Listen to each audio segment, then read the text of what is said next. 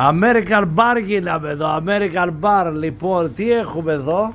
Έχουμε κάτι φίλους μου που ήρθανε και θέλω να τους χαιράσω. Και εδώ έχουμε το Λουιζιάννα, έχουμε το Mississippi. Καλά, αυτό το Αλαμπάμα, το μεσαίο είναι τεράστιο. Θα χορτάσουμε ρε φίλε με αυτά.